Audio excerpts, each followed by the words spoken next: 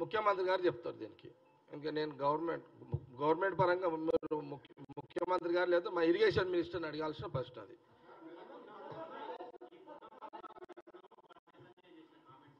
మళ్ళీ వస్తారు రాజు.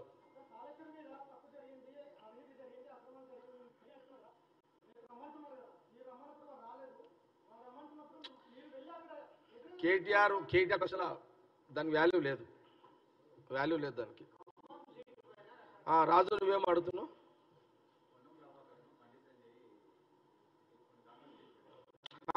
బండి అరే పొన్న ప్రభాకర్ మీద కదా.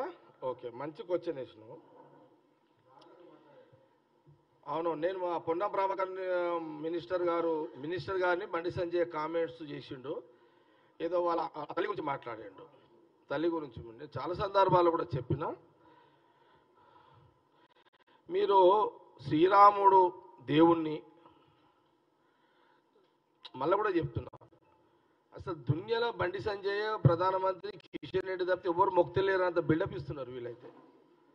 అసలు ఎవరు ప్రజల దేవుడు మొక్కలేరు, వీళ్ళే మొక్కుతున్నట్టు ఫీలింగ్ ఇది అమ్మాయిలది.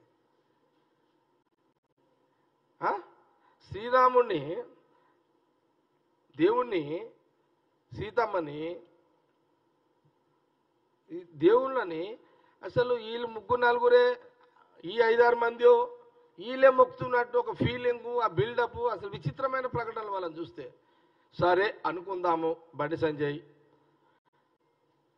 శ్రీరాముడు, నిన్న మా జీవన్ రెడ్డి గారు కూడా చెప్పారు, ఎమ్మెల్సీ పెద్ద మనిషి కూడా చెప్పాడు, శ్రీరాముడు ఆదర్శమూర్తి.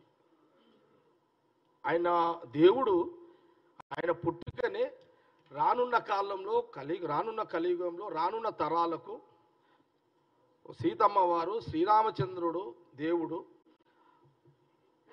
ఇలా